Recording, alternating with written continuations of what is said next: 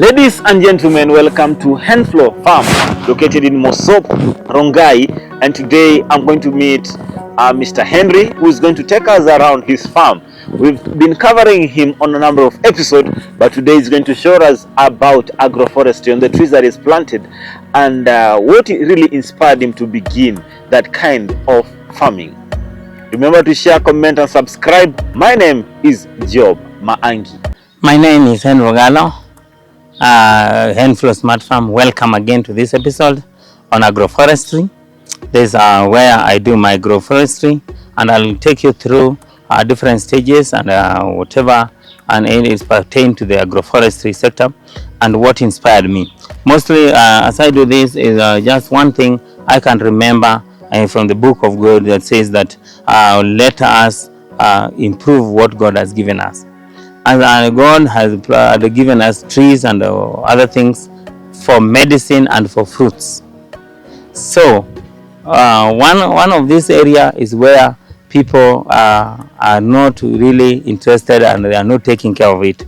We should take care of the environment that we are living in for the exchange of gases, for the remission of gases that is being emitted to the air, to mitigate the carbon credit. And also the carbon in the air should be fixed to the soil. They belong to the soil. These are the things that in agroforestry is most important to me. That let us plant more trees, let us plant more tree fruits so that our health can change, so that our environment can change, so that the oxygen or the air we are breathing in to be safe for use. Because without a tree, there is no purification of air. As we develop more, as the country develop with industries, there is a lot of remission of carbon to the air. The only way to remove the carbon from the air is through planting trees, which is forestry or agroforestry.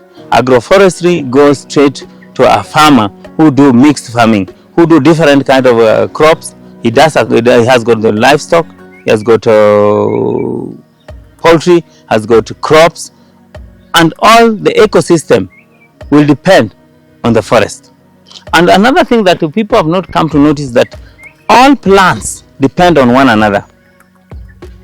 One thing that is very important that I may point out as a farmer and also as a trainer is that there is a communication between the trees and the crops on the ground.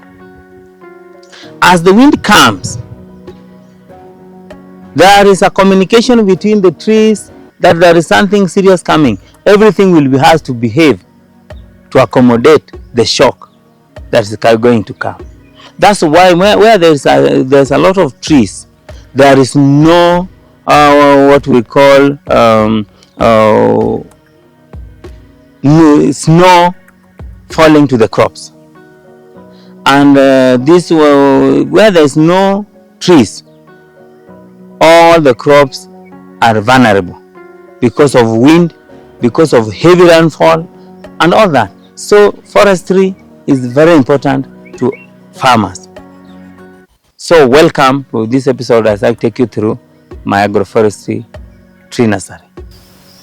All right, tell us on how much did it cost you to set up this nursery? Nursery is a bit, some are very, very complicated because of this. You have to buy the seeds. You must try to also to harvest the seeds from where you can get them, and then also the tubes. The tubes are not available nowadays, but there's this one that will replace these tubes, that of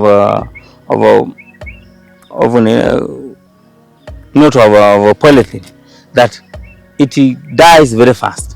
Before the tree is mature, that thing is already decomposed. So it's very expensive. Some are expensive, but I've tried to manage it slowly by slowly. I buy bit by bit as I keep on starting my agroforestry. What made me to think about agroforestry is what I was seeing. The climate change. People are not interested in what comes out, but interested in what goes in. They are destroying the forests. people are converting the forest lands to farming. So also it is very essential that we use the small farmers we have to plant more trees, so that we encourage the larger area. We cover a wide area with forest trees, or with trees for oxygen, for our resting places, or for productivity, for rain, and all that things pertain to the forest. But for instance, how much does a polythene paper cost? It costs 1.7, 1 shillings and 75 cents, but now it has raised to 2 shillings per tube. Per tube, And then it depends with the size also. One seedling? One seedling I'm selling, it depends which type of tree I'm selling. Indigenous I'm selling at 150. Exotic trees like Gravelia, Macamia lutea, Sesban, I'm selling at a rate of 20 shillings. Avocado I'm selling at a rate of 200 shillings, grafted. But those who are not grafted, I sell at 150. Yes. For instance, if someone wants to set up such a, what is the size of this how much someone do they need, and what will be maybe the commercial value maybe they can be able to make in a year, depending on the various seedlings? One thing. Another thing is that, where is your market? Who are your people? Henflow Smart Farm, I've got different groups. As a farm leader, as an FSC, I started agricultural groups. Those whom I train, I group them. As I group them, as I teach them, we are supposed to plant trees. They can get the trees from me. So I already have created a market. Interesting. Yeah. How do they get money to pay? I've started what we call village savings and loaning. Village savings and loaning, VSLA. These VSLA groups, they just save 150 shillings per week. Per week. After 3 months, they start now loaning. So I'll communicate that the rains are coming. We have to now to dig the holes so that we can plant trees. They borrow the money from the VSLA, they come and buy the seedlings. They plant to make our country beauty, to make our area beauty. And you can see there are so many, my neighbors, all of them have got trees. So I generate the income, and then I get the benefit. Because if you don't have the market, they will just be there. But in this nursery, you will never see. There are very few trees that are left after the long rains. That's why I say that it's important for me now to adventure in avocado. Avocado was given a challenge by what you are seeing here. There's a tree here of avocado. It usually gives me 4 to 5 bags per harvest, or not per year, per harvest. And it usually grows very well, and it does very well. You can see that the others that are now are falling down, which means this one is now mature. And if you see even the one that's lying down here, this one here, they are all with avocado, and it has got no season. Let me ask you, you say a harvest. So how many harvests do you have in a year? 4 times. With this one I harvest 4 times. And then 4 times? 4 times I can harvest. You sell how much? I usually sell 130 bob per one. And with 1 sack goes to around 50-60 there per sack. For 3 sacks, then for 3 times a year. You see, it's almost a month now. They will be ready. So maybe just to help the viewers to understand more about how much they could get maybe through such an avocado. How much is it maybe per harvest? I can say, let's say 30 times 60, 1800 times 3. That's 1800 times 3 inakuja 54 times now 3. 15,000 per tree. But that one is not now the exported one. That one is the local market. Local. But you see that the exported one is now range 75 shillings per kilo. 75 shillings per kilo. That's a lot of money. Yeah, sure. Yeah. So farmers should think of a way that they can get money into a pocket without straining. This is God-gifted tree. So in terms of, I'm also seeing some fruit-free trees. Yeah, you have got the pawpaw. Hey, pawpaw. For my pawpaw, I use them for juice that we drink at home. For this pawpaw, you know, now it's flowering now, and you see this variety, that short variety, and it can give me, let's say, 10 to 15.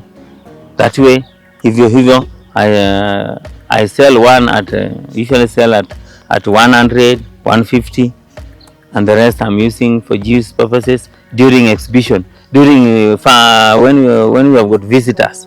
I sell. I make my juice. I sell.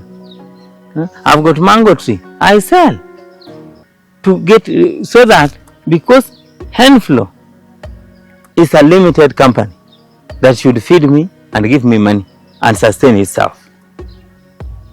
So these projects, some of them is to sustain the Henflow Smart Farm. Well, every corner I'm seeing money, climate change,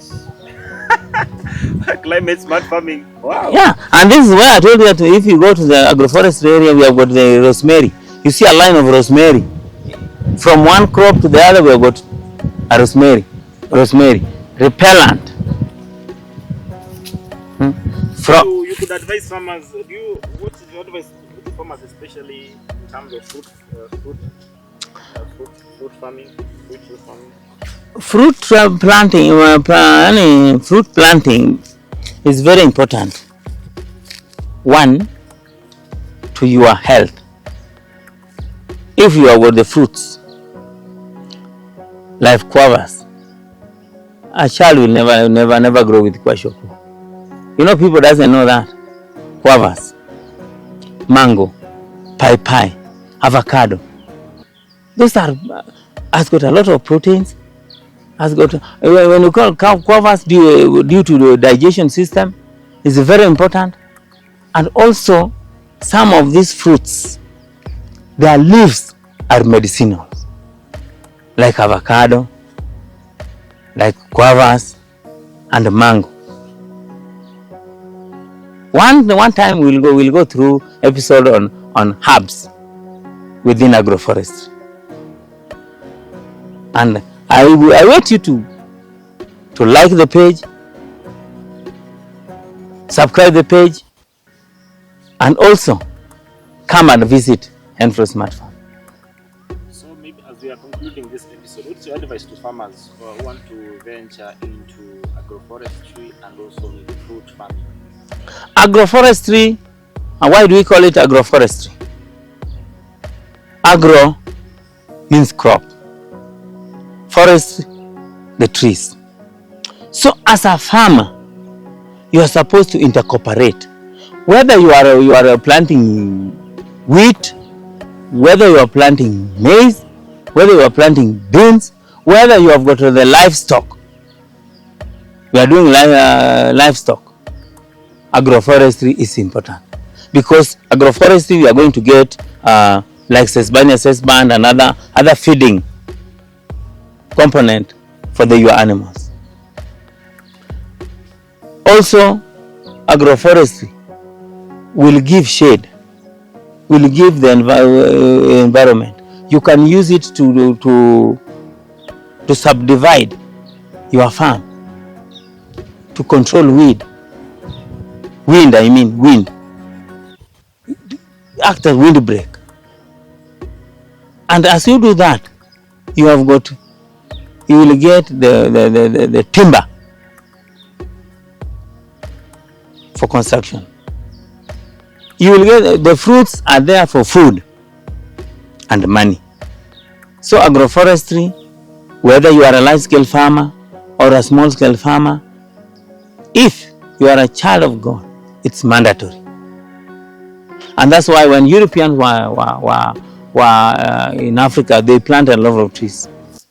But nowadays we are cutting them down. Cut one, plant four for your survival. Thank you for watching this episode. I believe you've been able to learn a lot. Do you have any questions? Do you have any comments? Leave it at the comment section below. Share and help others to get to learn more about this. My name is Job Maangi. Till next time, bye.